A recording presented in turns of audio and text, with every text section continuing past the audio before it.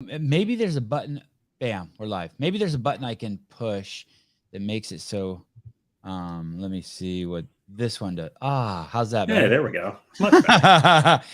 Look, you can see my nose hairs. You can't I see know, my right? nose hairs. I know.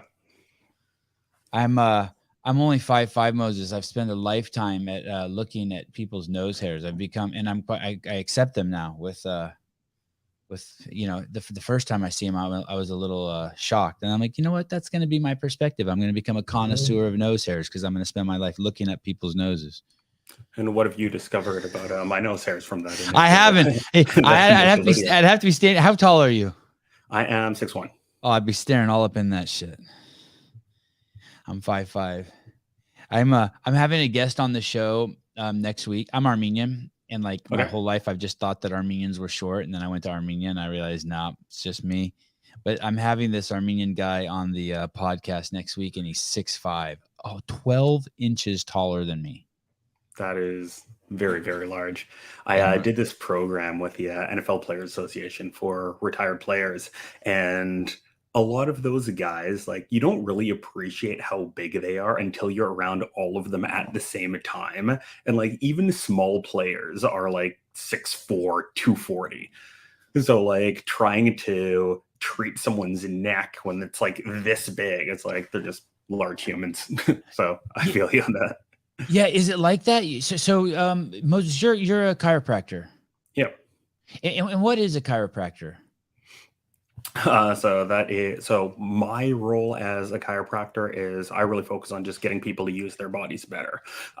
Traditionally, it started with this idea that bones being out of place pinched on nerves, and every problem in the body was associated with that.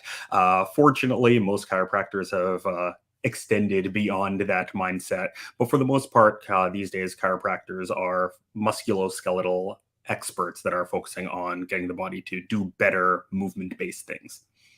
And muscular skeletal experts. I would hope so.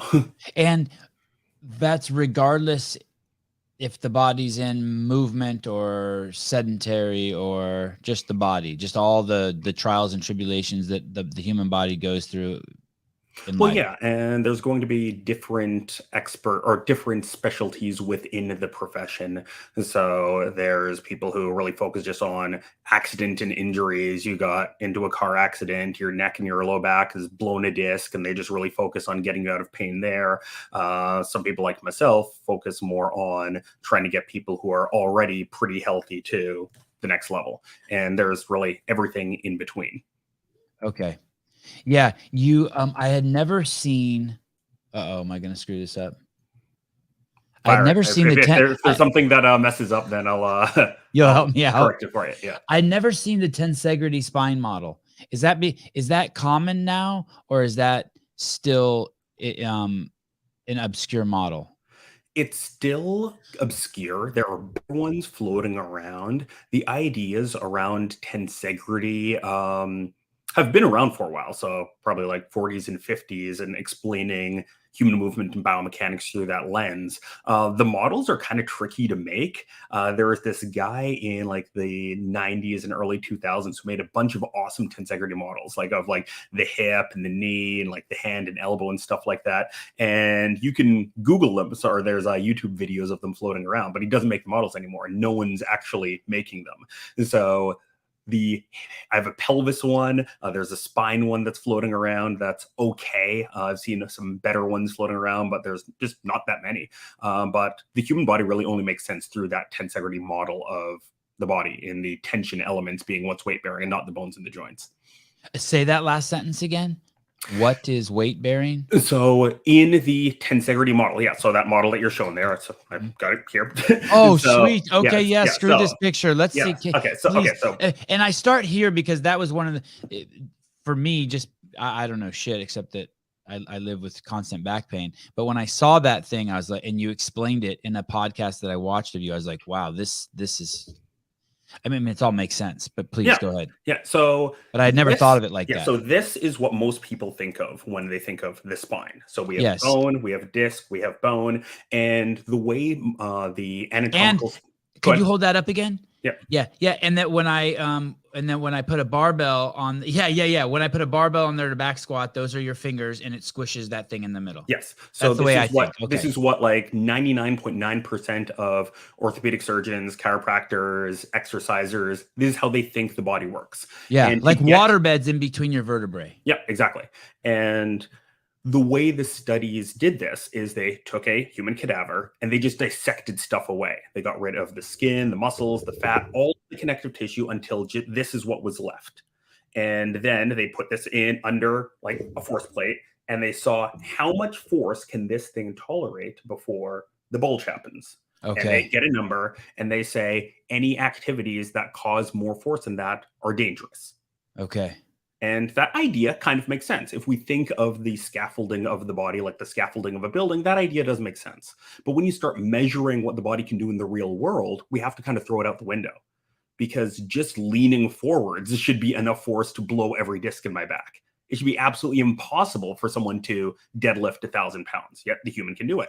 If we take one of the bones out of the foot, bring it to the anatomy lab, that bone can break pretty easily. So it's not that much force that it takes to break a bone. If you think of like eating a chicken wing, that bone's not that strong. So it's logical, but when you reverse engineer it, it makes no sense. Yeah, exactly. By the way, that's sort of the thing with climate change too, which is fascinating about those theories. You can't look back. You can use climate change model to predict the doom and gloom coming in the future, but when you take that model and look backwards, it can't predict the weather accurately. It's only like a one-way model. It's fascinating. I'm not taking a position on it, but it's an interesting. It's interesting. Yeah, for sure. So going back to the human body and the tensegrity models is when we look at peak forces in jumping or peak forces in landing from a clean, we know that those forces are several times the body weight or several times the weight of the system. So somehow we have a foot bone that can only handle a few dozen pounds of pressure in the lab, but the foot bone, when attached to the system, can handle peak forces that are thousands and thousands of pounds. So this can't make sense if the bones and joints are weight bearing. It only makes sense if the muscles and the soft tissues do the main weight bearing and the bones just help distribute that weight around.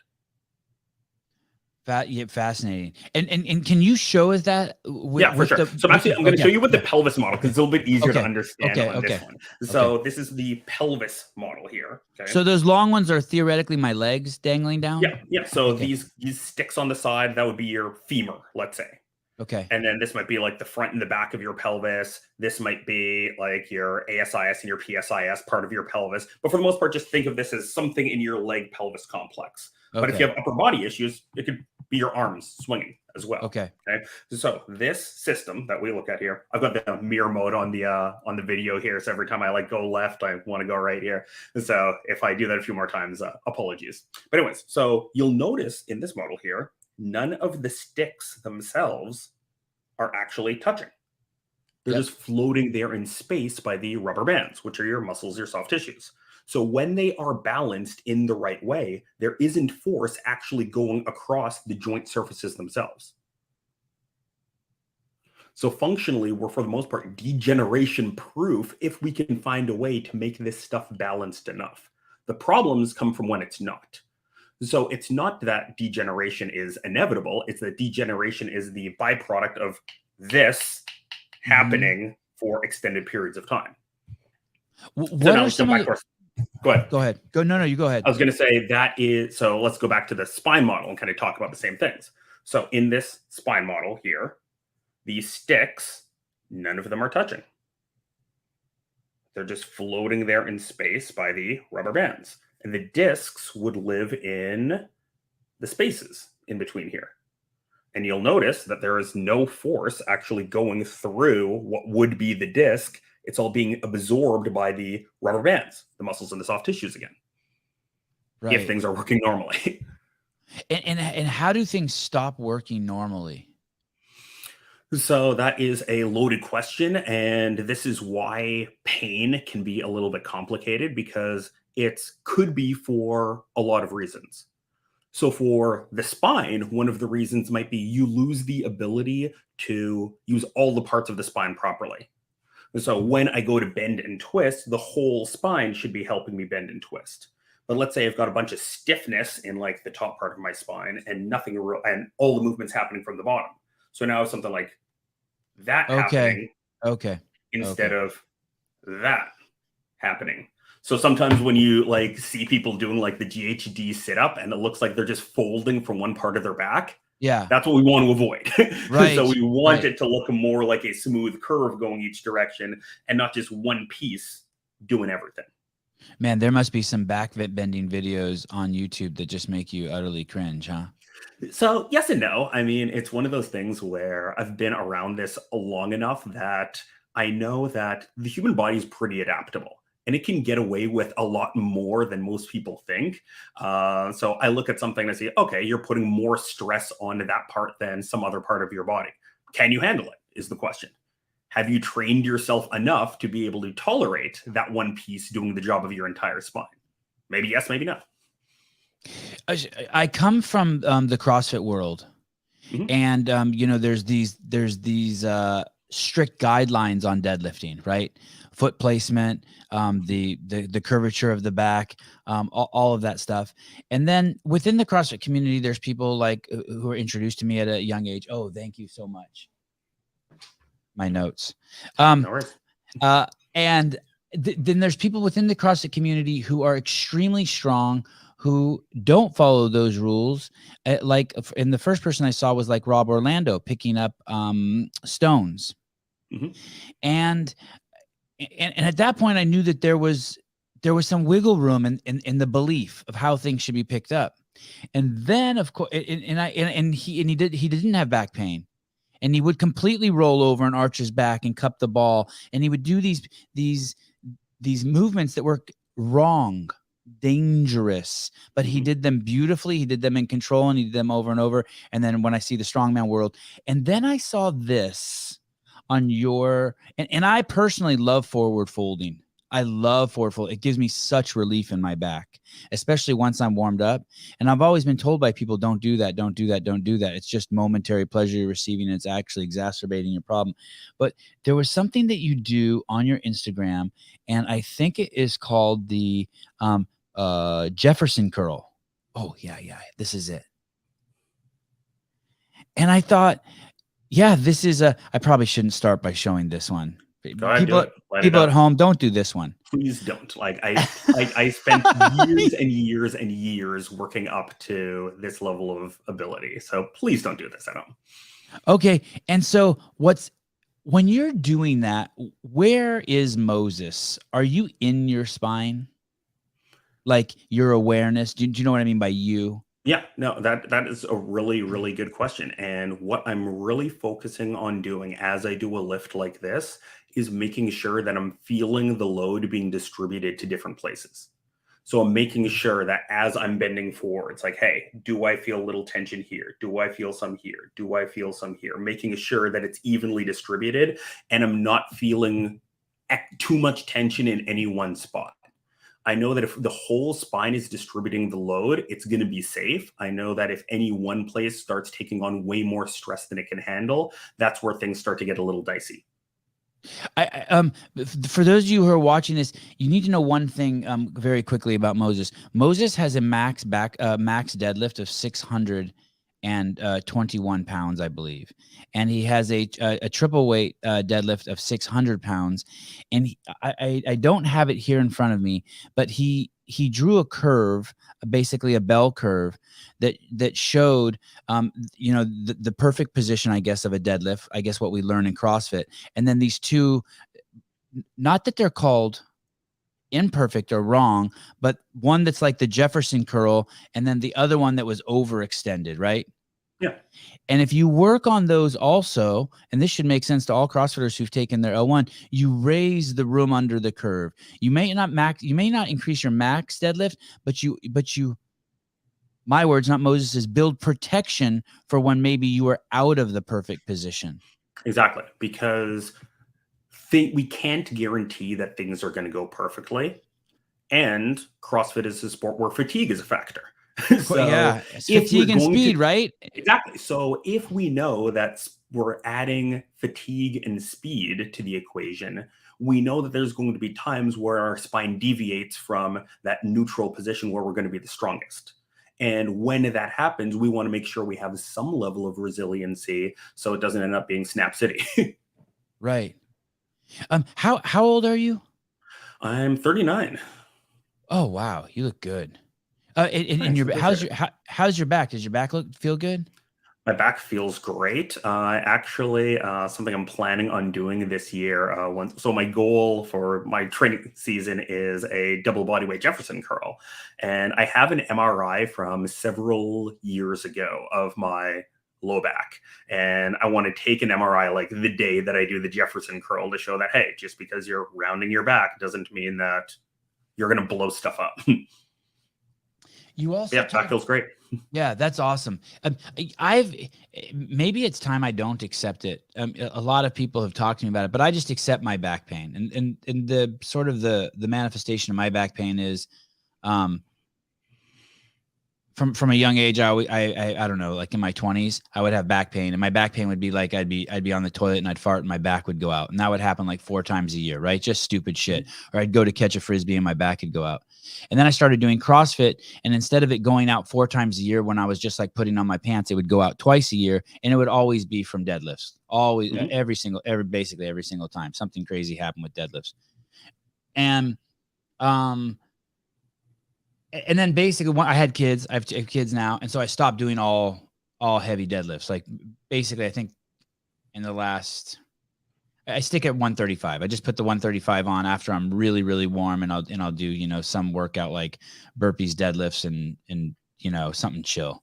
We'll Yeah. chill for CrossFitter, and um and I've accepted the fact that every morning I wake up, not because I'm done sleeping, but because my back hurts. I have a cup of coffee, I warm up, an hour later, my back pain's gone, but I'm careful then the rest of the day, right? Like I can't Mhm. fuck up because I can't be stuck in bed because I got 3 Yeah. kids I got to take care of. But Mhm. when I read your work, and I do all my, in the last 2 years, I do all my exercising with nose breathing. So Okay. I never breathe through my mouth while I'm exercising anymore. And I kind of do that because, don't tell anyone this, but it's allowed me to really dial back my intensity. That is actually something I use as my intensity gauge when I'm doing cardio things. Okay, So if tell me I'm about that, trying, because I so if, always feel like I'm cheating and no one knows. Like I'm being really sneaky. I put this other rule in so I could be a pussy over here. You know what I well, mean? I kind of do the same thing. Okay, good. So my personal approach is I want to do stuff that's like really, really easy and really, really hard. Okay. And like I don't have a ton of training time, so I need my training time to be effective. I Mhm. also need my training time to not crush me so bad that I can't focus on my job. Mhm. Like if I absolutely destroy myself and my back's too sore, like I can't bend over and treat patients. So there's a balance between my fitness goals and being able to actually do my job. So my cardio stuff, I have been really focusing on keeping my heart rate pretty low and being able to breathe through the nose the entire time. And I noticed that if I feel the urge to start breathing through my mouth, the Yes. intensity is too high. I back down a little bit. Now, if Do you even do that like on the rower and on the assault bike? I don't do those things anymore. So You don't. I don't. I ran track in college. I was a 400-meter runner, Okay. and I did a lot of anaerobic suffering, and I don't really want to anymore. Okay. Okay. So right now, my training focus is high level strength performance and base aerobic fitness. So I And really don't. Sorry, go ahead. what is tell me about base aerobic fitness. So I look at my fitness goals kind of through the filter of epidemiology in terms of what do we know are the things that are killing us and what are the things we know are creating disability. So, leading causes of death in America, number one, heart disease. Like by far and away, number one is heart disease. Number two is usually some type of respiratory disease. So having a shitty heart and shitty lungs is the most number one, number two most likely things to kill you. So I look at my cardio workouts through the lens of trying to make it so that I don't die of the leading causes of death in America. And so, okay, go on. So with that, it's just accumulating time. It's just accumulating time with a moderately elevated heart rate. Eh, Doesn't need to be 180. It's just moderately elevated. When it gets into performance world, yeah, you need to get that heart rate up there and get on the assault bike and stuff like that. But my goal yeah. is not endurance performance. It's What do you health. do to what do you do to warm up? For endurance stuff or for strength stuff? But both. Let's start with strength stuff. Okay, so strength Like you stuff. personally, yeah. Yeah, so my warm up is I will do something called controlled articular rotations. So there's just Oh yeah. controlled joint movement. So just trying to work the full range of motion of any joint that's going to be used in that workout and try to get just some sensory awareness into the joint in question. And then I'll start to get into my warm up sets. So this. So this is you. Look It at me says wearing the same car. shirt as in your post here. It says cars live. Tell me what that stands for again. So it's controlled articular rotations. Controlled articular rotations. And what's interesting is at the end of this video, you have a huge smile on your face, like you got some endorphins going, and you're sweating. Yep. So the goal of a warm up is to literally increase the core body temperature Uh-huh. and prepare the joints for the movement you're going to do. To warm the core temp. And why is that important? The core temp. So our muscles perform better at a increased core body temperature. Yeah. So that's basically it's interesting in this routine. I think of the controlled articular rotations. Did I say it right? Yep. We call them Uh, cars just to make it easy. So make one syllable instead of many. There's a bunch of these on your Instagram. I am basically I saved this one because I'm going to do this one today. I'm going to put it up on my phone and try like to chase you down through this as you do this. But this one's like probably 15 minutes, and the other ones are a little bit longer that I saw on there, like 20 minutes. But what I do is I just get on the assault bike and I ride 100 calories in 10 minutes. That's kind of the pace. I go in there. It seems safe because I'm sitting down. I try not to let my hip go up and down. I try to get, controlled. I try to get into like a little bit of a rhythm. And then after 10 minutes, I have some beads of sweat going. And that's the only reason why I do it, to warm up, because I can't touch my toes before I get on the bike. And when I get off the bike, I can touch my toes. Yeah. So when your body is more warm, your muscles perform better and you've got more flexibility. And it's kind of the lazy version of cars. It is something that is moving the needle the right direction. Right. You're a good dude. You're a good dude, Moses. You are a good dude. So I graduated from school a little over 10 years ago. And the deeper I get into my career, the more I realize that it's about just the tiniest gains possible. So just anything that's moving you the right direction, I'm a fan of. Right. I've got my philosophies about things that are going to move you the right direction faster. But ultimately, if anything you're doing is moving the needle, it's working for you. Yeah. I remember Greg used to say that too. He said one time he made fun of him, some sort of workout, and he said, and his client started crying. This is Greg Glassman. And afterwards he walked up to her and he goes, he said he apologized to her and he said he'll never do that again. That he just realized that, like, hey, any movement anyone is doing, you should be like. Absolutely. Especially when we look at the data on how much people are actually moving. So if we look at like the minimum fitness requirements of like 150 minutes a week of movement, it's like 2 hours and change of just moving your body, so elevated heart rate, Yeah. and at least 2 strength sessions a week. So something where you're actually trying to either maintain or build muscle mass. It's like under 20% of people hit those requirements. Sorry, I know I'm falling into the weeds here. Are pull-ups considered trying to build muscle? Yeah. Yeah. Okay, good. Yeah, for sure. So if I live kind of under the pull-up bar. Yeah. So if you do a pull-up session twice a week and you go for a 30-minute walk if you walk your dog for 30 minutes every day, that's meeting the fitness requirements. And 4 out of 5 people don't hit those numbers. So anyone who does, kudos to them. Big time.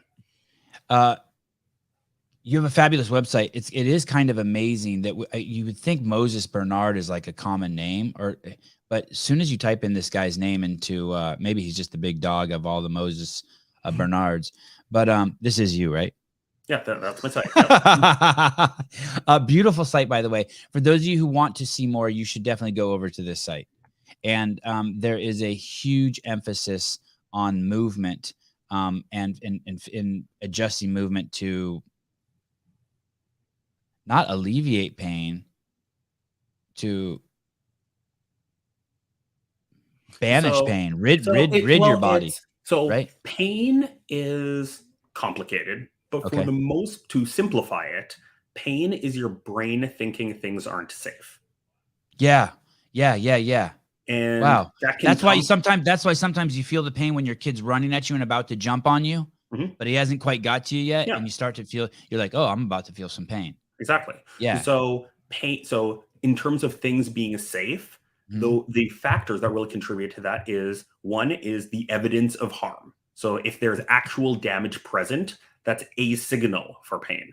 Not guaranteed, but it is one of the variables that can potentially lead to your brain saying, hey, this is a painful situation. So I got shot in the arm, ow, it hurts. Okay. But if I'm trained Navy SEAL, I might be in the middle of a mission and get shot in the arm and not even notice it until the mission's over. Right. Fighting's a classic example, right? When I interview a lot of fighters and they say after the fourth punch, you don't even, they may even be harder, but they don't hurt. Somehow you've adjusted to it. Yeah. So the other factor is evidence of safety. So your brain thinking things work properly. Now, what are some of the things that can make us feel safe? So strength is a huge one. Warmth is a big one. Flexibility is a big one, and body control is a big one. Mm. So if my back is strong and it has great sensory awareness and it has good flexibility, my brain's most likely to say, hey, things are pretty safe here. No need to create pain. Yeah, you actually in one of the videos I saw, you were talking about that. I had never heard it explained like that. If you have a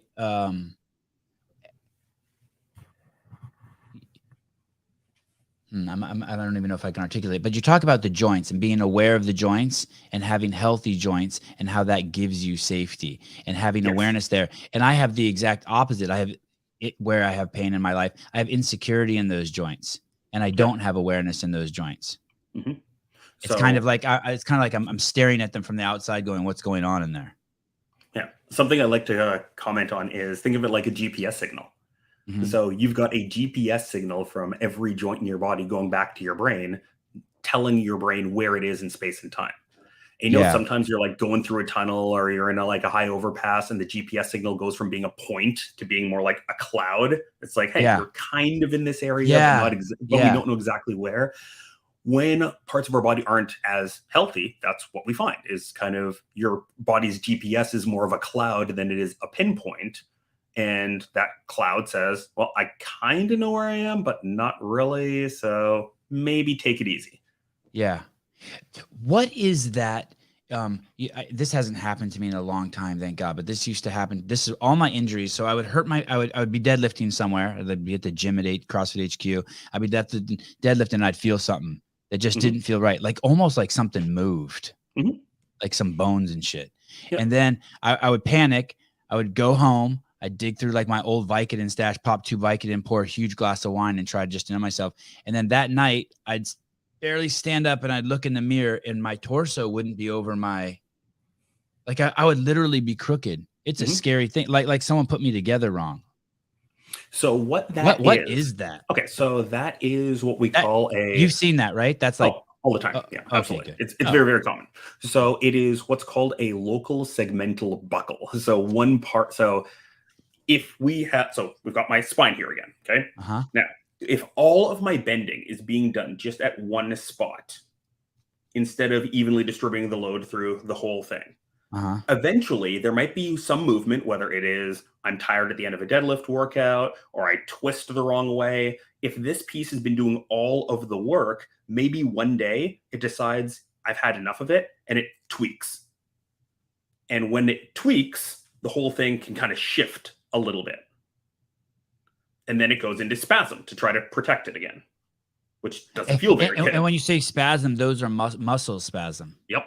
Okay. So if I've strained this, Uh-huh. the whole system kind of spasms up to try to protect it. So now I'm Yeah. crooked. Yeah. So what ends up happening is, so think of it like you twist an ankle, you hear the pop, Uh-huh. the whole thing swells up, you walk funny on it for a few days, Yeah. and eventually it's starting to feel better. Yeah. I have never had twisted my ankle, but I've slept funny on my neck to where it's Okay. like it's all jacked up. Not in years, but I remember that. Yeah. Yeah. And So it it is. hurts for a few days and then it just subsides. Yeah. And that's what's very common with back injuries. The problem with the back is because those muscles are so deep in the spine and they're so close to some of those nerves, when there's inflammation at that deep level, the whole system just kind of gets pissed off and it feels like it's a much bigger emergency. Is sorry, we're all over the place, but No, I'm it's just all so good. excited. How about being overweight? When I know weight sits differently on different people, but how severe is it that we have in the last 2 years the average, or I think I should probably say it exactly how I heard it. In the last 2 years, I've heard that 40% of the population has put on 30 pounds or more. That's a lot.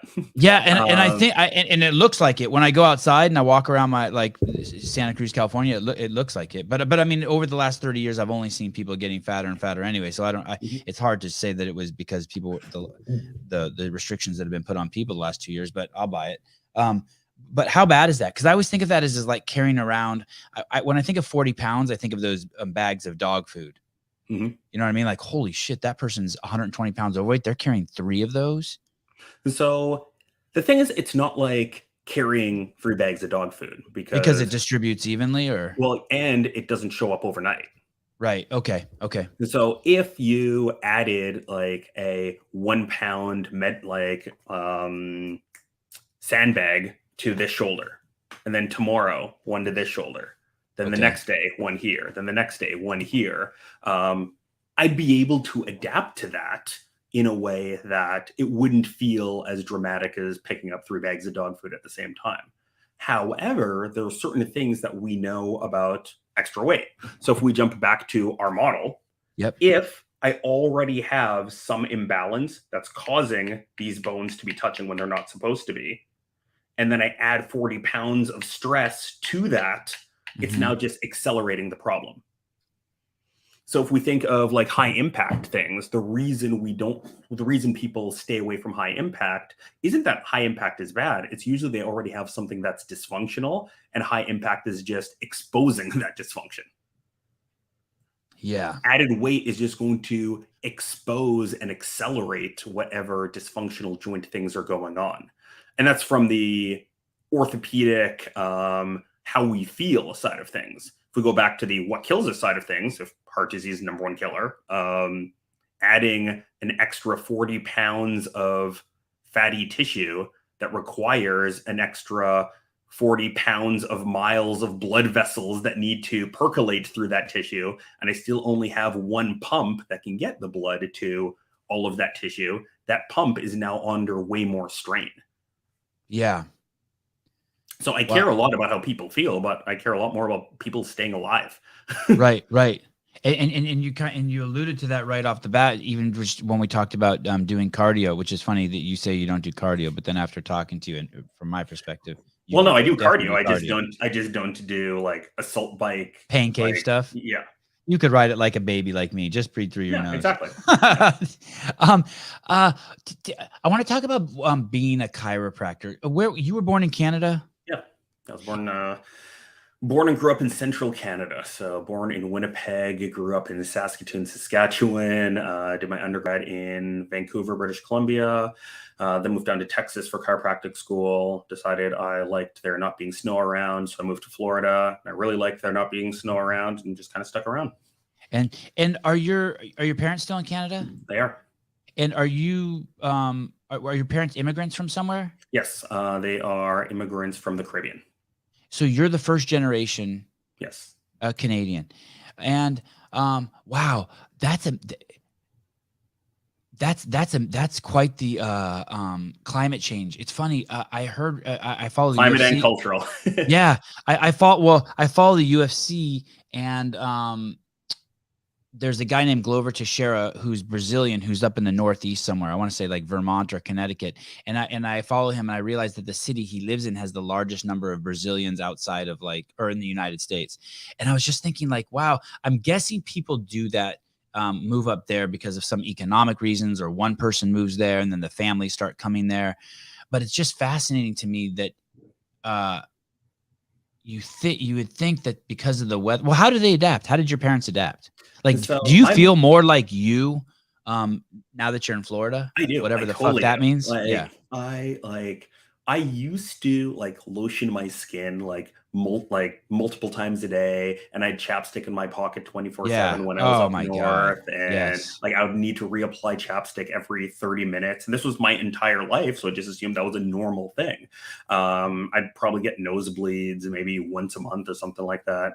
And then I moved to Texas, and I realized after like about a month and a half, I was like, hey, wait a minute, I haven't actually had to use my chapstick since I've been here. Weird. Oh, I haven't needed to moisturize my skin as much since I've been here. Kind of weird. And so, yeah, I feel like my body just likes the heat and the humidity a lot more than it enjoyed being up north.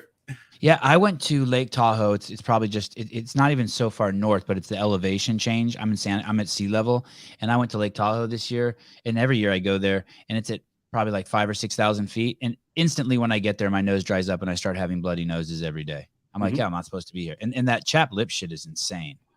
Yeah. Absolutely insane. Okay, so your first your generation up there, then you come. Any chance you're gonna bring your parents down? Like you're gonna be like, yo, split. You got to come down They here. they like it up there. So my They mom do. loves the Okay. cold. Yeah. Okay. All right. All my family's still up there. Sister, brother, nieces, nephews, they're all up there and they like it. So Yeah, I like this lifestyle. There's a guy named Nicky Rodriguez in Austin, Texas. He's a jiu-jitsu guy. Every time I interview him, he has his shirt off. I like the Rich Froning, always have your shirt off. I like this, especially now that I'm 49. I like this, you just have your shirt off all the time, sweaty lifestyle. Like I just think in a hot environment, humid, I just think I don't know if it's if a chiropractor can say it, but clinically, I just think it's better for your whole entire body, all your muscles, your well, bones, everything. my philosophy on like what's good for us is based on what have we been doing the longest. And wearing clothes all day, every day is a pretty new thing in evolutionary history. Mm, So our species has like tens of thousands, potentially hundreds of thousands of years where we weren't indoor all the time and in clothes all the time. So I think that kind of shirt off, being sweaty in the sun, breathing fresh air experience is part of what it is to be human. yeah. Do you get much of that? Like, do you now that you're in Florida? Well, when I was a kid, I remember like going through junior high and hating sweating, and then all through high school hating sweating. Like if I started sweating, I maybe would go into my car and turn the AC on. I didn't even live in a hot environment. I'm in the Bay Area. And then I don't know what happened. I think it wasn't until I started CrossFit and I realized, holy shit, what a stupid way to live my life to be afraid of sweating. Like I'm sure it was all vanity. Now it's like, I can't wait to get sweaty. I love going out on a hot day and letting those first uncomfortable beads of sweat start and then just like embracing it. You're in Florida. I guess you only have two choices, to either trip or embrace it, right? Pretty much. So I recently moved so I could walk to work. So right now I'm about Nice. a 10-minute walk to work. And when it's really, really hot out, I'm still walking to work. We'll just bring a change of clothes because even in 10 minutes, when it's 95 degrees and pretty close to max humidity, it's like you're sweating no matter how slow you walk. And so some of my patients will be like, man, it's like it's so hot outside. I'm like, yeah, it's hot. Big deal. Yeah.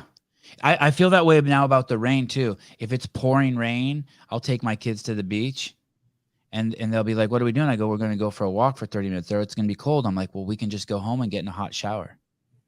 And That's so we're modern man. We can yeah, do it. We exactly. can have our cake and eat it too. Yeah. And then they go out. We just go out and play in the rain. Yeah. Yeah. My office, I'm in a yoga wellness studio, and we Mm. recently got a like a massive Nordic sauna, and we've got a bunch of cold tubs in the back.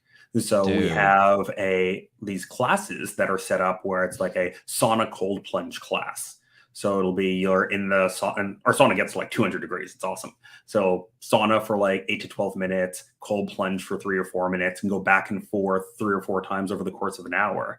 And I've been doing it a couple times a week for the last couple of months.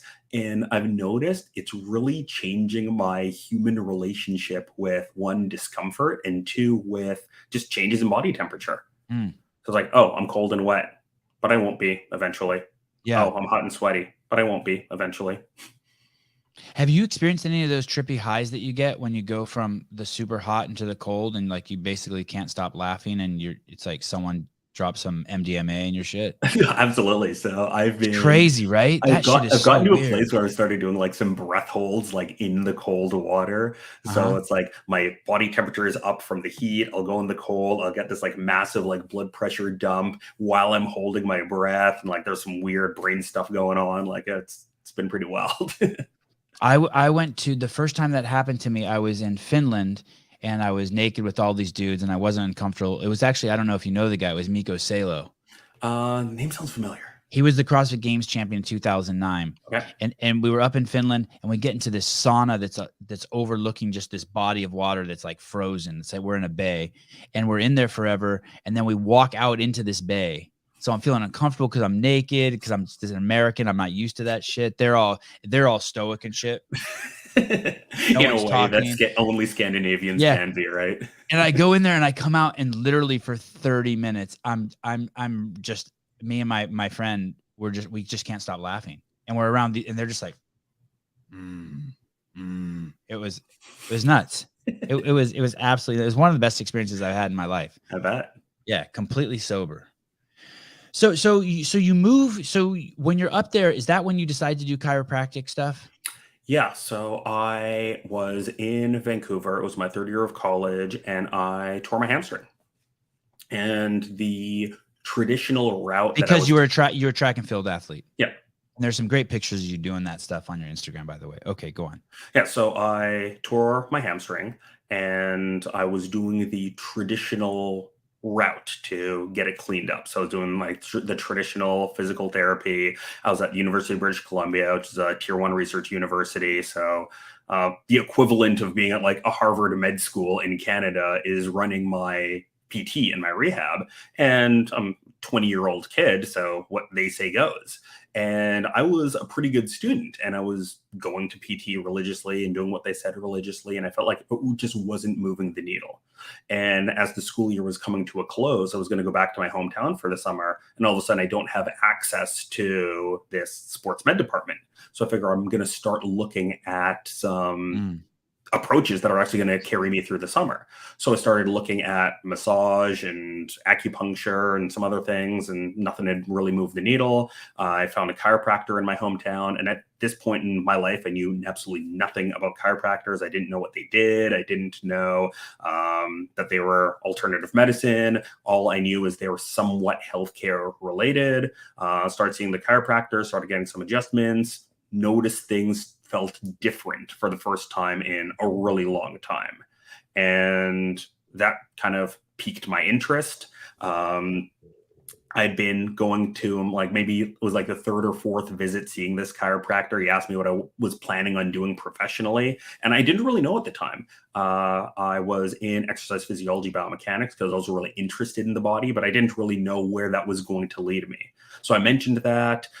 He brings in brochures from some different chiropractic schools. I started looking into it, and it seemed like it would be something that could be a good fit for me. So that led me to Texas. Yeah. And so you take this traditional route. Was there anything unique about your chiropractic school, or it was just your standard chiropractic school? So in the chiropractic profession, there are 3 kind of pillars that every school has as its foundation. We call it the science, art, and philosophy of chiropractic. And different schools kind of weigh a little bit more heavily on some of those variables. So there are some schools that are very philosophy heavy, where it would be kind of promoting chiropractic the way it was promoted back in 1895 when the profession started, of every single problem in the world or every single problem in the human body is a byproduct of your bones being out of place.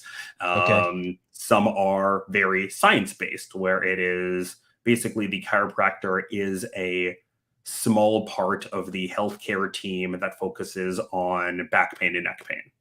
Some are very art-based, where they spend a lot of time focused on the skills of your hands and the ability to deliver manual therapy. And then all the other schools are some kind of combination of those three things. And the school that I went to was one that was pretty balanced in those three things. I feel like I got a pretty good education regarding orthopedics, in terms of like my hands being pretty good. And I feel like it was a good balance between like very, very old school, out of date chiropractic and very, very new school advances in our understanding of the human body and how it works. Is there an evolution to how chiropractors kind of work? Like when you start, you think it's all science, and then, or philosophy, and then you think it's all like, is there a standard career trajectory? And then by the time you've been doing it for 30 years, you're like, okay, this is an art. Like, is there some sort of I can't anything speak you've for noticed? other people. I can definitely speak for myself. So I have definitely had a pretty big arc in my professional career, in that I started much stronger on the art end. Well, I had a very strong science background. And so when I went to chiropractic school, I really wasn't that focused on that, because I knew I had built that up to a certain level. I was trying to get the other stuff to catch up. So I spent a lot more time in my chiropractic program really focusing on more on the philosophy and the art. So then I graduated and I started seeing patients, and I realized that healthcare is not medical science. Healthcare is interpersonal relationships. And as I've gone deeper into my professional career, I've really noticed that it isn't about how much I know. It isn't even about the results that I am able to get. It's about my ability to communicate effectively with the patient in front of me. What the heck's going on? I have been over the years to 3 different, I don't even want to call them chiropractors, because I really don't know. But Okay. you go to someone's office and they do adjustments on you. Chances are that was a chiropractor.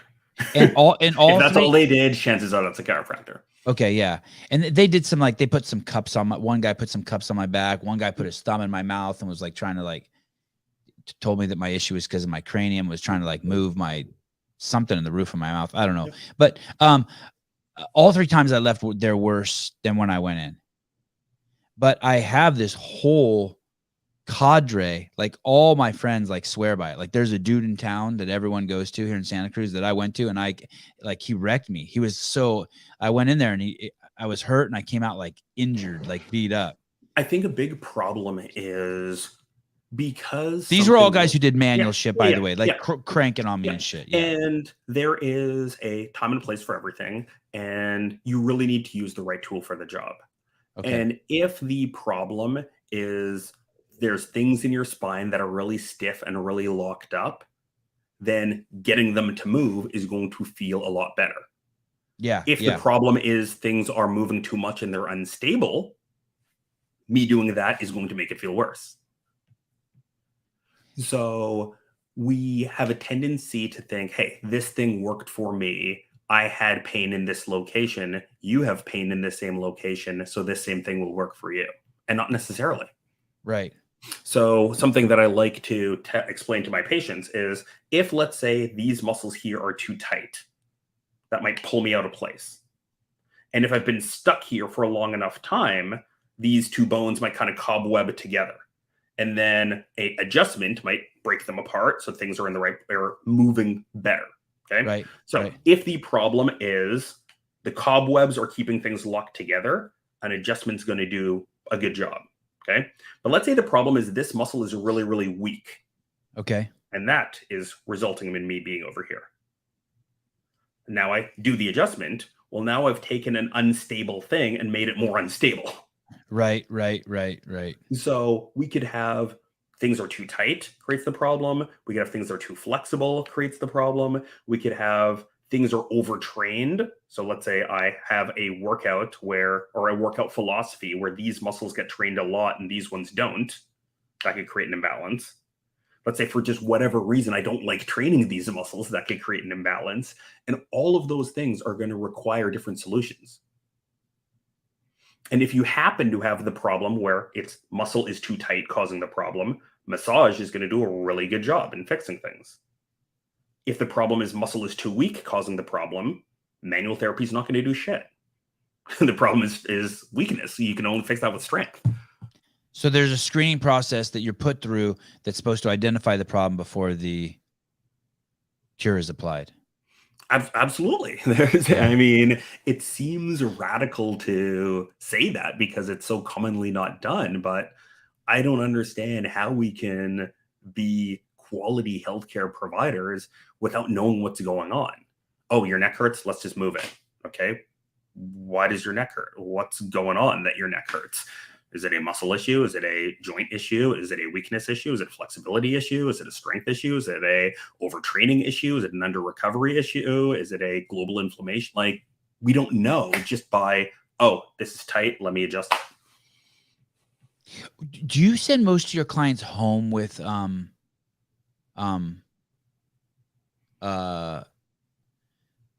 you might go to the doctor and you're in pain and they give you a prescription and you go fill it at the pharmacy. So they've sent you home with something. Do you send most of your clients home with something like, hey, stand on one foot and hold your arms out while you take deep breaths? I send my patient 100% of my patients home with something to work on. 100%. Yeah. So my entire model, my entire philosophy is based on the hours that you aren't in my office. So I don't care about how good you move for the 30 minutes a week that you might be in here. I care about how you move the 167 and a half hours that you aren't in this office. And the only way to get you to move better without me holding your hand is to teach you how to move differently without me holding your hand. Yeah. I'm going to swerve around it here a little bit. Let's do it. If Michael Jordan's your dad and you're raised around him, and you, as you're laying in your crib, you see him walk across the room, and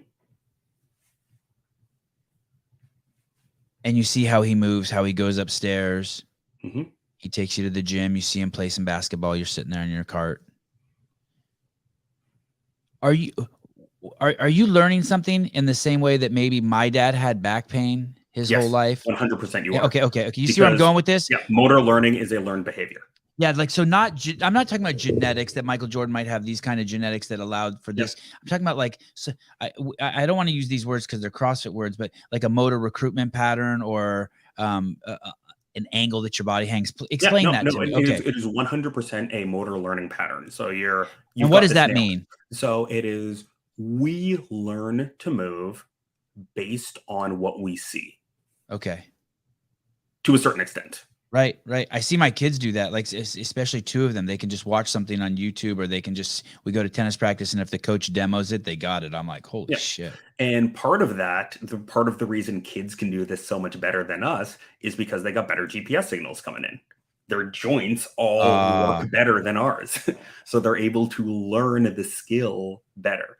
Now, this isn't to say that vision is exclusively how we learn to move, because blind people learn to walk too, and they learn motor skills as well. Right. But vision is a tool that we use to learn move, and it's a very effective tool to learn to move. So yeah, so if I'm growing up and it's a single father situation, and he is the main person that I see moving, and he's got back pain, and he's had a back pain movement strategy that he is showing me for my developmental years, I'm more likely to acquire that as my foundational movement strategy. Yeah, I think doesn't mean I'm doomed to it. Doesn't mean I'm stuck there forever. It's just that's probably where the foundation is going to be laid. People have said to me who've seen my father walk and me walk, they're like, you guys walk the same. And now I see my son, my oldest son, and I'm like, oh shit, he's he's holding himself like he has back pain. Fuck, I gave that shit to him. I mean, he doesn't have back pain yet. Well, but I can see the way he kind of moves, like not when he's playing sports, but when he's just like walking across the room, he's got like a little bit of RoboCop to him. Like I'm assuming Dad's got some RoboCop to him. Yeah, totally. I'm a stiff. If I'm not sweating, I'm a basically just a moving rock. Yeah, that's interesting. Yeah, it's like, here you go, son. Merry Christmas. Here's a whole life of back pain. Yeah, well, yeah, it's like when people say like bunions are genetic. It's like, okay, there are some genetic markers that make your connective tissue kind of respond in different ways from the average person. But a lot of the times it's you just learned some way of moving that was mirrored to you. Yeah. And you see these kids, I'll see these kids who like run on their toes at a really young age, like a 3-year-old who can outrun all the other 3-year-olds. He's just basically like doing that pose method, just leans forward and flies. And all the other, and then I see the parents and the dad's light on his toes or the mom's light on his toes. And I'm like, oh shit, I see it. That's kids are so good at learning things like this that it's just unconscious. It's automatic. They don't need to try. It just happens. I should have given my kids to Michael Jordan. I wonder if he would have taken them. I saw that. I heard the story one time on NPR. I don't know what happened to the lady. It was like, this is when I used to listen to NPR, maybe 5 years ago. And it was a young girl and she was like 13 years old and she was the greatest like rock climber, like prodigy ever. And I use the word prodigy. Yeah. She's not a prodigy. She worked her ass off. Yeah. But at a very young age, her parents gave her a monkey. and that's genius. Yeah. And she followed the monkey fucking everywhere. That is amazing. But one of the things that also happened is her wingspan was enormous. And I was tripping on that. I understand the movement thing. But the fact that maybe your body would even adapt and give you like an extra inch or two on your wingspan because your homeboy's a monkey is nuts to me. Here's the way that can actually happen. So there's going to be a. I'm so glad you didn't say, "Hey, this is crazy. I'm getting off this podcast." No. There's a reason that this can make sense. There's a huge reason that this can make sense. So our bones are the growth of our bones is not a passive process. It's a dynamic process, and it's going to be based on the forces that I'm putting into them. So if I am just living my life and I develop that's on my mic here. So if I develop like the normal American child these days who's not allowed to go outside, not allowed to play in the monkey bars and stuff like that, I'm never actually getting any type of distractive force on my arms. So the cells that make up the bones of my arms are never getting an expansive force. Yeah. So they're never being told to ever grow this way. Yeah. Now, if let's say I'm following this monkey around and every day I'm climbing and hanging stuff. Yeah, they said she just climbed all day. She just followed the monkey everywhere. They said it was just nuts. Yeah. So if we look at a professional tennis player, the bone mineral density of their dominant arm versus their non-dominant arm is way, way, way higher. Wow. The way the bones fuse in their dominant hand and dominant arm is different from how it fuses in their non-dominant arm. So we already know that the movements we do when we're young change bone remodeling. Do you have kids? I do not. If you had kids, do you have my philosophy was to get them to do something to seduce a mate and then protect a mate. So like dancing, music, and then jiu-jitsu, right? Okay. That way, like you could seduce someone and they like you, and then then you can protect your tribe. Do you have a thought on and basically you want to make your kids capable. You want to make them capable of being extremely kind, extremely loving, extremely fierce, good with numbers, good with the language. Do you have a movement philosophy? Have you thought about a movement philosophy for kids, what you would do if you had a kid? Do you ever play with that idea? Absolutely. It would be as much variability as possible. Put them in everything. Build a jungle gym in the backyard, have them take gymnastics, have them do jiu-jitsu, have them play ball sports, have them on ice. I would just have them do absolutely everything. There's a critical window when we're young, when all of our joints are doing what they're supposed to, that they're more able to learn. If you think of it like languages, people who learn languages like before the age of 10, they learn it without like a native accent. People who learn languages like after the age of 20, you usually hear that like underlying accent of whatever language was their first language. Yeah. You have your own cadence from being from the north. I do. Yeah. So I have a little bit of a hybrid accent. Yeah, yours is definitely not as like pronounced as like other Canadians I've interviewed. Yeah. Well, a big part of that is I've been in the US for almost 15 years now. And to go with that, it was very far into the south of the US. Do your parents have an accent? Oh, yeah. Super strong Caribbean accent. Okay. And I bet you that was influential too, because my dad has a strong Armenian accent. Well, something that me and my sister did is we kind of made fun of my mom's accent. And whenever she would say something, we'd be like, no, Mom, it's pronounced this way. So we like over exaggerated the correct pronunciation for things. And that definitely still manifests itself today. So like when me and my sister are together and people see us talking, they're like, you guys are like ridiculous. Like you guys sound exactly the same. And it's because we did this thing. Can you hear your mom's accent? Well, I used to not be able to. So growing up, I wasn't able to. But now, if I talk to her on the phone, because I don't hear her voice as often, I can 100% hear it. Yeah, because I can't. Or if I hear it in a voicemail, I can 100% hear it. But yeah, okay. But I never could growing up. I can't hear my dad's, but if I hear another Armenian man speak, I'll be like, oh, that guy has a strong accent. And then one of my friends will be like, hey, he sounds just like your dad. I'm like, what? He does? Yeah, that's interesting that you say that, because that's something that I've definitely experienced. I didn't know it was a common thing, but makes sense. So you go to chiropractic school, you get these models. Basically, they teach you, I guess, this foundation of chiropractic. Is that tensegrity model in that schooling? It wasn't in mine. So that's something I learned much later in my professional career. Okay. Chiropractic school taught the bones are the structure and alignment. Alignment is a really important model.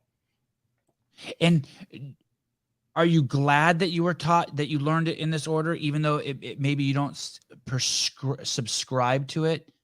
I think yes. So I think I understand the common model very, very well because I was part of it. And I also understand that this is the model that most people know. So if I had only learned tensegrity, I wouldn't really understand why everyone has this totally alternate model of the human body that doesn't seem to make any sense to me. Did it make sense when they taught it to you?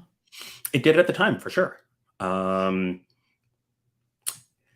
I look at it like architecture. Like we all understand how buildings work. We all understand that there are support beams within buildings. Right. And it makes a lot of sense. The bones could be like the support beams for the human body. That makes sense until you start to dig deeper. Then it doesn't make sense anymore. Yeah, that happened to me yesterday when I was Googling around trying to figure out what I'm Armenian. Both my parents are Armenian. My dad spent 6 months a year in Armenia, and Armenia's been fighting a war with its neighbor Azerbaijan forever. And it's funny when you learn more. The Ukraine had been celebrating the death of Armenians and the success of Azerbaijan in attacking Armenia.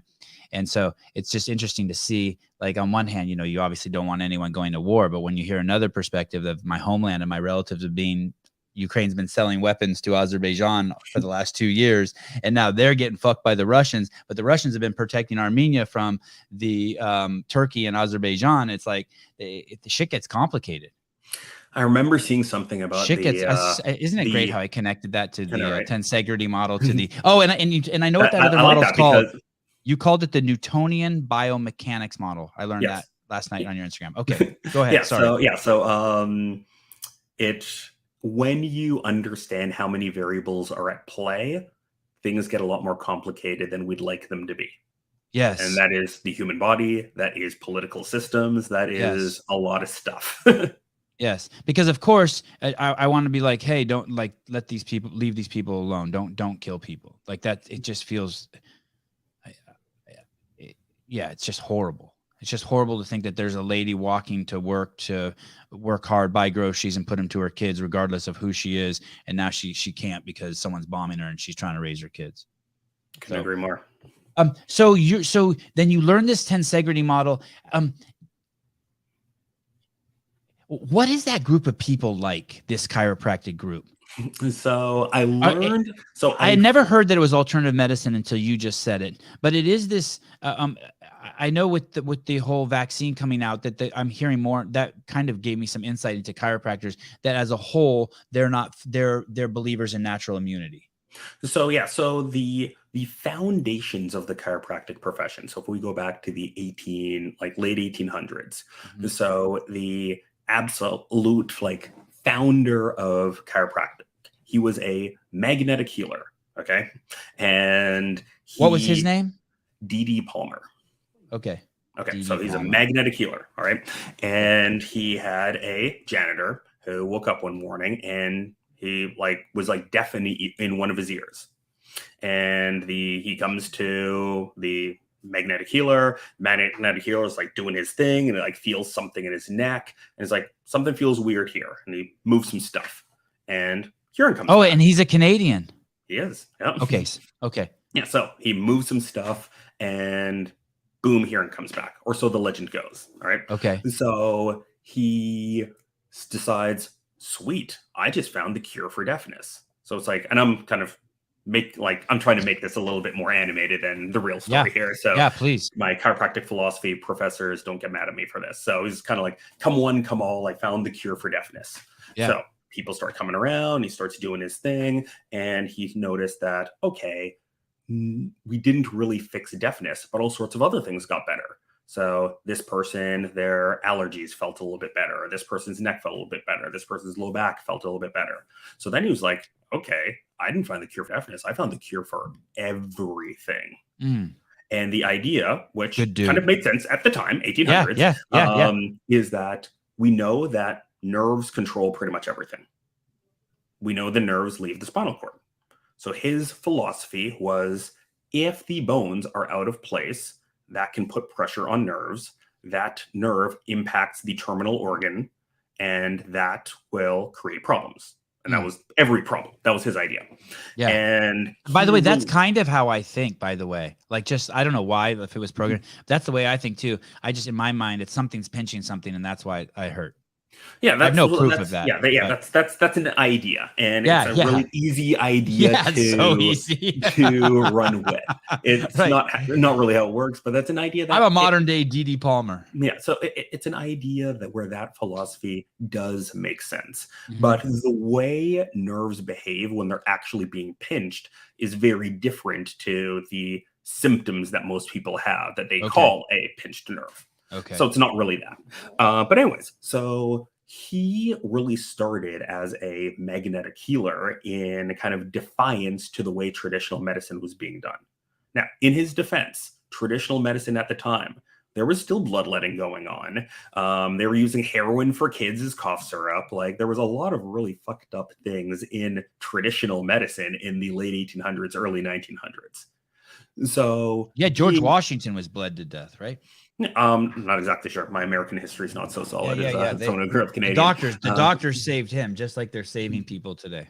Yeah. So the chiropractic profession started foundationally as your body doesn't need extra help. It just needs to work properly. We just need to get rid of any interference that's allowing the body to function properly. And at a foundational level, I believe that.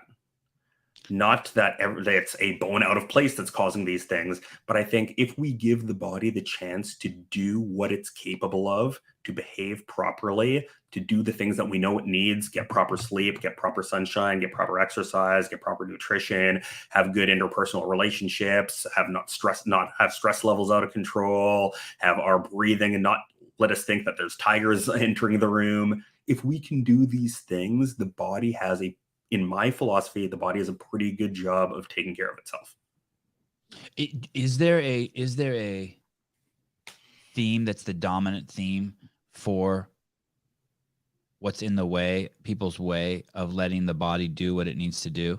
Like, is there something that you think, okay, 10% of my this would work on 10% of my or is there like a common theme you see in all your patients? Not all, but a majority of them. This person does. If these people just slept a little more, we'd be at the 80-yard line. Like in my world, from my podcast, I'm always preaching, if you just stopped eating added sugar and refined carbohydrates, you'd be at the 95-yard line. Is in your world, do you have a? So I think about this a lot, and I don't know that there's one thing that is really leading to it. When I saw Matthew Walker on Rogan's podcast and then read his book, I realized that sleep is one of those things that is way more impactful than most people realize. What's his name? John Rady has a book called Spark that talks about the role of exercise and normal brain function. That's the one. Yeah, that's the education book, right? I think I read that years ago. Yeah. So, amazing book. Yeah. So knowing that just foundational level aerobic exercise or foundational level any type of exercise is what makes the brain do normal brain things is like absolutely critical. So I think if most people just moved their bodies and got enough sleep and ate more, to use Michael Pollan's term, ate more food than products, I think we're going the right direction. Do the vast majority, when I think of you, sorry, I make this assumption that you really deal with movers, though. That's Not sort of your. So yes and no. I understand movers, so I understand their motivation, so I work really well with them. I understand someone who wants to do the right things, who is active, they're already working out, they already are paying attention to their diet and they're paying attention to their sleep, but they've got this nagging thing that they can't quite figure out. And it's not necessarily a blown disc on MRI, it's not a broken bone, but they know, yeah, my shoulder's just not a normal shoulder. It's like, it's okay if I'm just doing push-ups, but if I bench heavy, I notice it. Like, it doesn't stop me in day-to-day life, but there's something there that I know quite isn't working right. Because that was me. So I never had any like big major diagnosable problems, but I had a bunch of little things that I just knew weren't right and weren't perfect. And after I graduated, it was like a 6-7 year journey of taking like way too many continuing education classes to see, was anyone looking for the gap between I'm not in pain, but I'm not a unicorn either. And I feel like I've been able to find some systems that are looking for that. Yeah. As you talk, I keep thinking about what you also said. It's a theme that I keep applying to all these, areas of nuance that we go to, that if your joints are healthy or if they can communicate well to the brain, things work well. Things work better. Or things can be repaired. Yeah. And I like the way we talked about that in relationship to kids too, because it's a brand new computer, the hard drive's empty and everything's firing and the keyboard's clean, doesn't have crumbs and shit in it, and everything's just like working. All the energy. I really like that analogy, because kind of at a foundational level, it's kind of like that. Yeah, the CPU is getting all the information it needs at the proper speeds, and yeah, it's just really flowing. If you were to if someone wanted to be a chiropractor, if someone wanted to follow in your footsteps, would you recommend that they took the same path you took? I would. They start. No, okay. Tell me. Okay. So the reason I say that is just because I feel like education has changed so much in the last decade, of the last 20 years, that there's a lot within our education system that's kind of filler. And I think if we go really far back to when education was just about global learning, there's foundations of like getting an undergrad. Like, think of like your minor. Like, what's that for? Like, why do we need to learn about subjects that are totally different from our area of specialization? So you can meet girls. Yeah, there's that. But I think the foundational ideas are so that you can be a semi well-rounded person. But I can do that watching a YouTube documentary. Right. Like I Right. can do that taking a trip overseas. Right. So I don't think that needs to be a That necessary would part. actually be better. A trip I to agree. Africa or India or any man, go to India, you get a whole. Yeah, so I feel like instead of taking a $5,000 per credit class on Indian history, I think you'd get a lot more value out of a $2,000 trip to India. Yeah, backpack across India for 2 months. You'd be yep. So, if we look at something like the Khan Academy on YouTube, Yeah. like you can learn like almost any skill, like or any area of study, like really quickly. There's a book I love. It's called Ultra Learning. And it was about this dude who taught himself the MIT computer science curriculum in a year. Crazy. And their curriculum is totally online. All the tests are totally online. So he decided, hey, I'm going to give myself a pass in the class if I can get a 50% or more on any of the tests. And he kind of created his schedule and he did it all in a year. And he blogged his journey and talked about it. And there was some purists who were like, we'd never hire you if you don't have the degree. And then people from like Google and Microsoft would be like, if you can code, you can code. Like, we don't care what your official background is. And so I feel like you can get the knowledge without the formal education. So if someone was interested in the things that I do and they wanted to kind of follow in my footsteps, my first recommendation would be to just get a foundational understanding of the human body. So maybe do take a few basic undergrad anatomy courses. I would say from there, take strength and conditioning certifications. Like take the CSCS, take the CrossFit level 1, take USA weightlifting, take USA track and field, like take some like high performance, like motor learning coaching courses. Then I would say start to take some professional certifications, like the functional range systems is a system that I'm a huge fan of. So their functional range That's conditioning the course, their stretch FRS. course. Yeah. I had that in my notes to ask you what that stood for. Okay. Yeah. So Functional take range some of their systems. course. Yep. So take some of their courses. There's a group out of the Prague school that does some awesome stuff with breathing and bracing and core stability. I take some of their courses. There's a group called the Postural Restoration Institute that has some awesome stuff on some human asymmetries. So I would just say take courses. But don't I need that thing hanging in my office so that I can charge people to come in and fix them? And don't I have to get that from a school? Yes and no, depending on what you're doing. And so the majority of what I do isn't hands-on. It's teaching people how to move. I do plenty of hands-on because, again, I'm a chiropractor. I've got the degree on my wall. I spend a lot of money for it. So I do hands-on things, but I think 95% of my efficacy isn't in the hands-on things that I do. It's in the way I'm able to teach people how to move, which doesn't require a medical Florida Department of Health license. It's so interesting you say that because someone could insult me, and then I could be injured, and they could say sorry, and it heals me. But they've set me up to be injured again.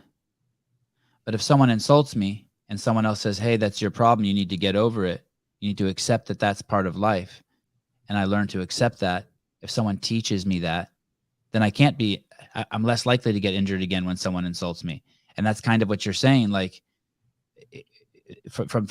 that's like a huge part where I think society has its problems today, because people are pointing fingers outwards, but you're giving people the tools to, hey, this, you need to address this. This is something you're going to address yourself. These are the movements you're going to do. These are the areas where you're going to breathe into. These are some areas and I can give you a tweak or a twist here to get you started, to maybe bring some awareness to it.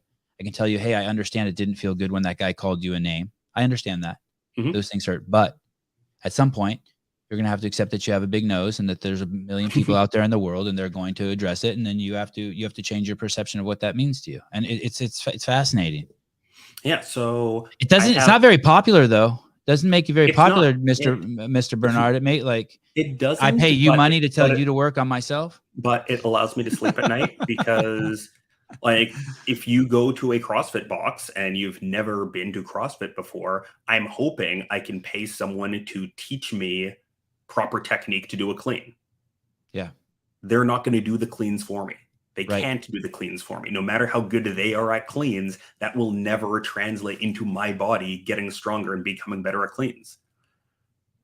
So there's plenty of places in life where we understand that we pay a professional to teach us how to do us better. Yeah. I trip on that thing too, what you said right there, that I can't say, you can't call me and be like, hey, Sevan, what's up? I'm like, hey, Moses. And you're like, I don't feel good today. I'm like, oh, don't worry, Moses. Just chill in bed. I'm going to do 200 burpees today. And I'm going to transfer 100 over to you. Yeah. I cannot. I cannot. I'm totally stealing that. I cannot. I cannot. I want to. Mhm. It has. Yeah, I'd I love would to. totally do it. I I'd would love to, totally yeah. do that for my mom and my dad. Mhm. I bang 100 every day, extra ones out. I Mhm. cannot. Yep. And but I can do the 100 burpees, and I can post it on my show and show that it's 11 o'clock at night. Mhm. And I can show the world that I came home from a light day's work, and I still took personal accountability and responsibility. And Mhm. instead of posting a bottle of whiskey, I can post that I did 100 burpees, and hopefully someone will mirror that, like we talked about earlier, Mhm. and be like, oh, I'll copy that. I believe everything's contagious. I think we're Yeah. just mirrors here. I think contagious is a very interesting word. Yeah, when I take a very heavy weight and I bend and twist in a way that you're not supposed to, this Mhm. isn't to show off. This is to get people the idea to think a little bit differently. The people who've been paralyzed to move their spine their entire life, they come Mhm. across my page and they see something like that. And they're like, wait a minute, that should be impossible. Maybe what people told me about my back and being fragile and how I should never lift heavy weights ever for the rest of my life, maybe that's not true. Mm. And maybe that spark gets lit. And maybe they start going down a rabbit hole to maybe they join a CrossFit box. Maybe they start taking some yoga classes. Maybe they start looking at some YouTube videos on tensegrity. But something kind of shakes them out of the what's what we're looking for? Just kind of the narrow path that they were going down. They realized there's potentially a path less traveled that they can take.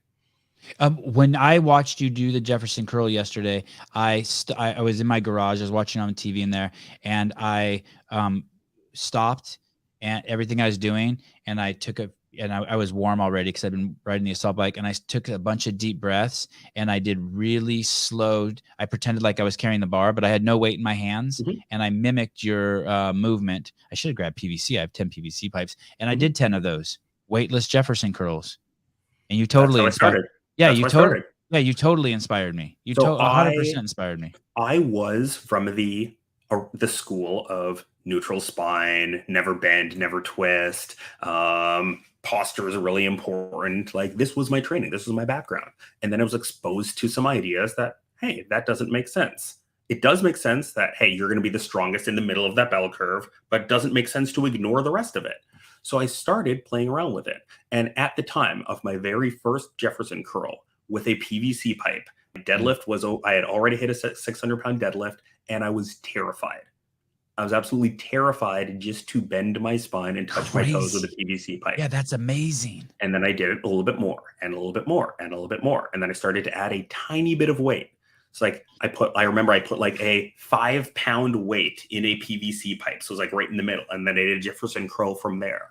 And again, it was scary because it's like I'm feeling the stressors on my back that I'm not supposed to feel. But I also know that the body adapts. I know that connective tissues adapt to stress and strain given the appropriate strain and given the appropriate recovery. Like, this is a foundational principle of human cells.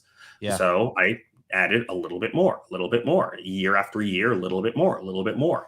And I eventually got to the place where I felt confident to really challenge it. To like, I've never done a true max test on a Jefferson curl, but I've gotten pretty close. I've gone to some pretty dark places on my Jefferson The one where curl. you're doing the Zerker carry is pretty crazy. Yeah, that one.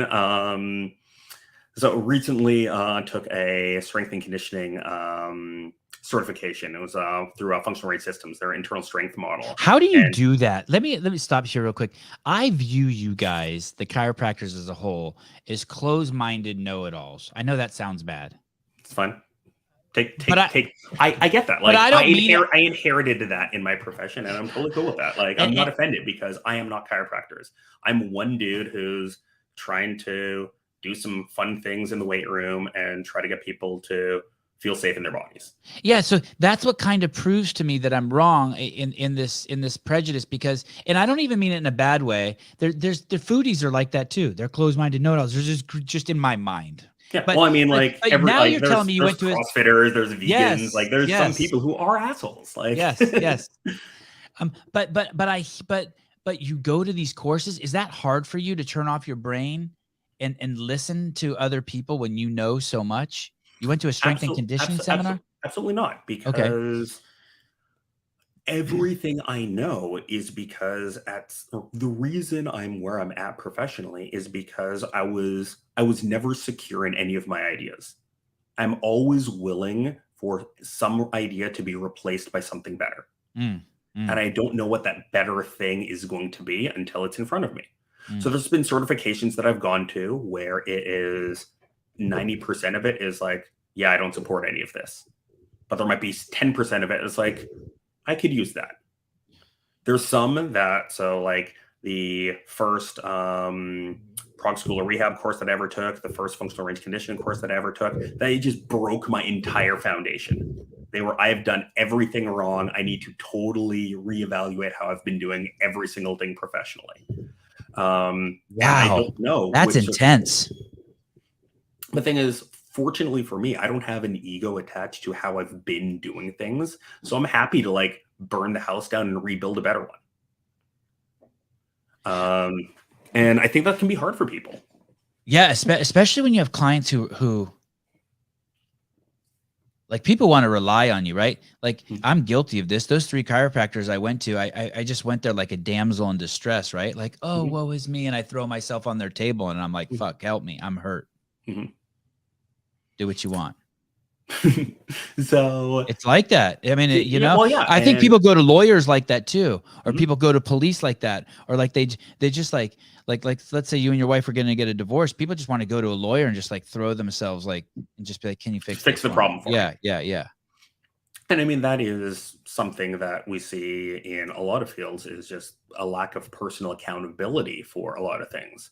Like, we don't want to take accountability for our interpersonal relationships in the divorce case. We don't want to take accountability for our body control and awareness in the just throw ourselves on the chiropractic table case. Like, we like to, like, if we look at nutrition, and there's a lot of people who they don't want to learn how to cook for themselves, so they do like the meal delivery services, even though they have plenty enough time to be able to do their own things. Like, Yeah. we like to outsource I just started responsibility. eating raw meat so that I don't have to cook.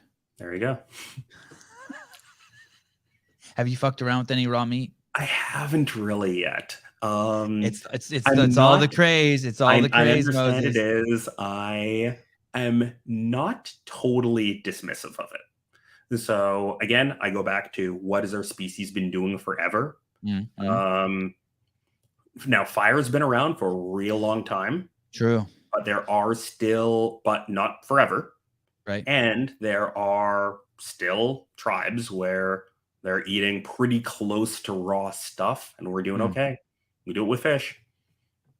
This I had Zoe Harcombe on yesterday, and actually I had remembered years ago, or at some point Dave Castro had said this exact same thing to me. They're like, you cannot blame an ancient food for modern illness. And I was like, Yeah. There's so much hatred towards meat out there, but like, I mean, it's good. Well, shit, you're saying the same thing to me. You're saying, hey, you got to look at what people have done in the past. Yeah. It's funny how smart people kind of think alike. They have these paradigms of like, okay, let's start here. Let's dig in. What has man been doing for a million years that was working? Yeah. So, and that's just kind of a foundational filter that I look through when I when I make decisions and recommendations. Nicholas Nassim Taleb, he's the dude who did, he wrote Anti-Fragile and Black Swan, a bunch of other interesting books on decision making. His nutritional philosophy, which I absolutely love, is if you've been around 1,000 years, you get a pass. That's his rule. Oh, like even if someone says something bad, like if someone's talking shit about milk, but you see people have been drinking it for 12,000 years, you're good to go. Yep, that's his rule. It's like 1,000 years is an okay enough track record. Yeah. So he doesn't do so that eliminates a lot of processed foods. Doesn't eliminate alcohol, but eliminates super sugary cocktails. And I can't disagree with that overall, that idea. Yeah. I read this book called Ravenous. It's about a Otto Warburg. He is a scientist in the 30s who was living in Nazi Germany. Okay. And he's a homosexual Jew. Fucking tough combo, right? Hitler didn't like those people. Jews or homosexuals. Yeah. Anyway, his whole thing was cancer. Well, not his whole thing was cancer research. He's the godfather. He won 2 Nobel Prizes. Hitler would only let him get one of them. But one of the things he was the godfather of photosynthesis, which is just fascinating to me. Plants are just fascinating. And then the other thing is he discovered that cancer cells consume 10 times the amount of sugar as regular cells. And to this day, like 78% of all cancers are when the process in finding them is to scan the body. And when you see the body, however they do that, when you see the area where cells are consuming 10 times the glucose as other places, you look there and lo and behold, there's cancer. And I bring that up with what you're saying. There wasn't sugar. There wasn't people eating tons of sugar even 300 years ago, let alone 1,000 years ago. And well, I mean, the amounts that we have now, it's like not even 75 years ago. Right. It's nuts. There was this before. This is long ago. I think the movie was called Unforgiven or something, and it was a Clint Eastwood movie. And basically, right before the guys went into battle, they stopped at a store, and they bought some candy, a piece of chocolate. And I'll never forget that in the movie. And right before they're sitting there and they're about to attack the guys, and they go, okay, and they each take a bite of chocolate like it was. Like they were having sex with their wives and it was like the last time before they go off to war. And that was chocolate back then. That was like, and now like every Tom, Dick, and Harry can go have a Snickers bar and just close their eyes. And yeah, we have a lot of great shit. We just got a lot of responsibility.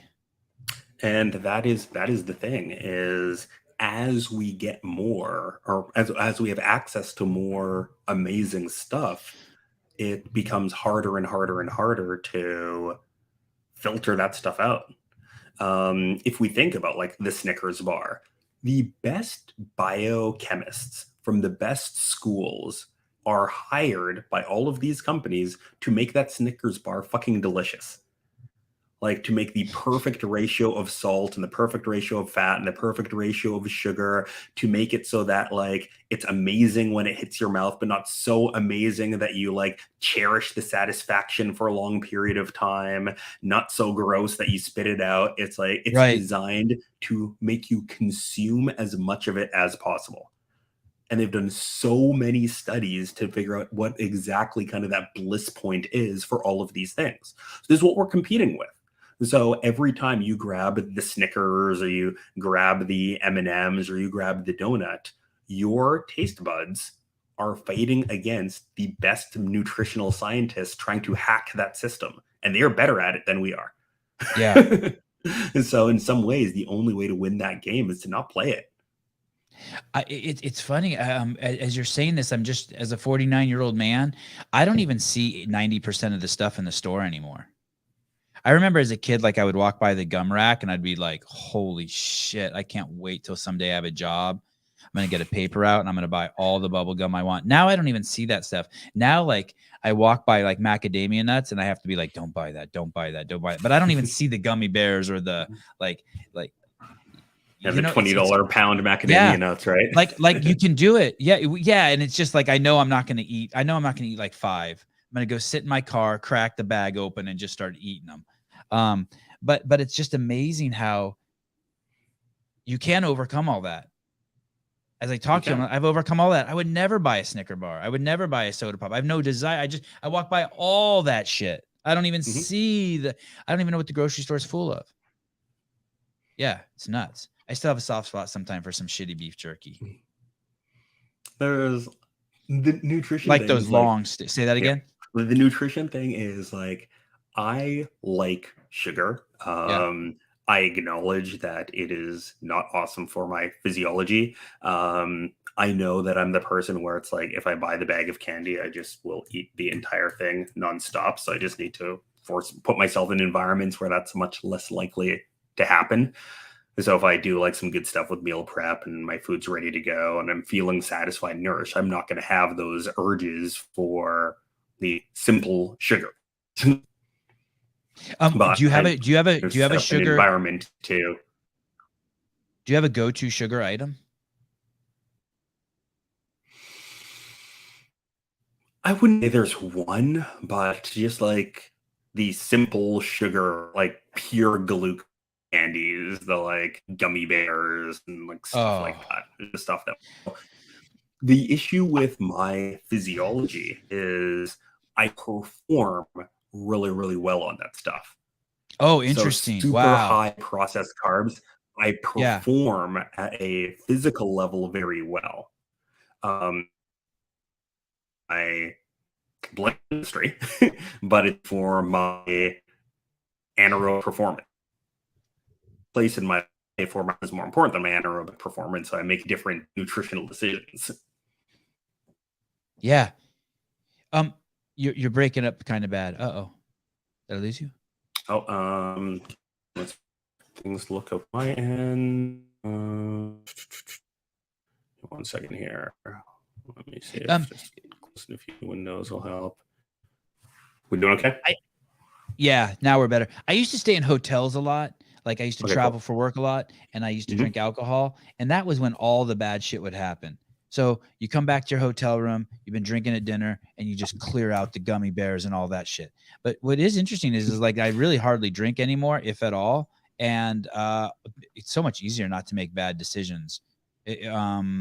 Something for me was I started wearing the Whoop strap. When was it? In like 2017, and I had known at a intellectual level the impact that alcohol had on my physiology, but I didn't really embrace it until I like saw the data. Until I saw that it's like, okay, I have 2 glasses of wine before bed and my resting heart rate's 15 beats per minute higher than it would have been if I didn't. Oh, interesting. Wow. Like it was insane, like how big a swing it was.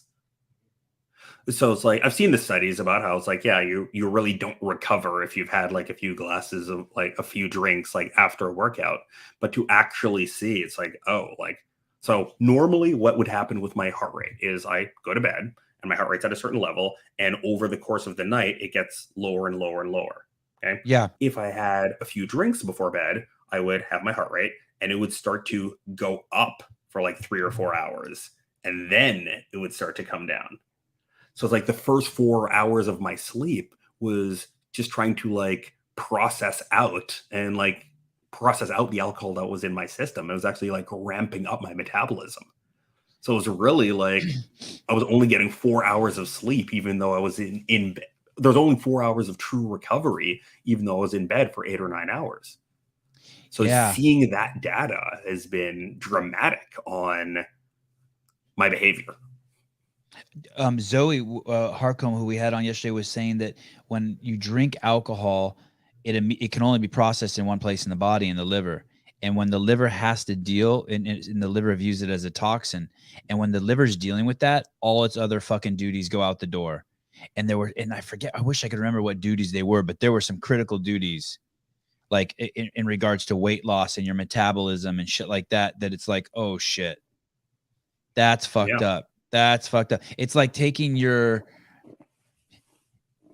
it's like taking a fireman during a big fire who should be putting out the fire and having him go change a diaper on a baby. It's like, nah. Yeah, other people can do that. Yeah, you got to get it's fucked up. Alcohol is fucked up. Yeah. And for me, it was all the knowledge, like all the foundational knowledge in the world wasn't enough, but to see it in my own body, it's like that was enough to make the difference. And I think with like, we can say that, hey, we know exercise is good for you, but only once someone's been working out for a month or two and they're noticing that their body feels better, the way they can live in day to day life works better. That's like, oh, I get this exercise thing now. Yeah. Um, guys, please Google Dr. Moses Bernard if you want to get deeper into any of these topics. His Instagram is no joke. It is a wealth of knowledge. There are some fantastic warm ups. I call them warm up. He calls them CARS, which is the acronym for Controlled articular rotations. yeah. It is some good stuff, and he has courses on his website, and he has a beautiful website. All you have to do is Google Moses Bernard, or if you want to get fancy, you can put the word doctor in front of it, and you will see him.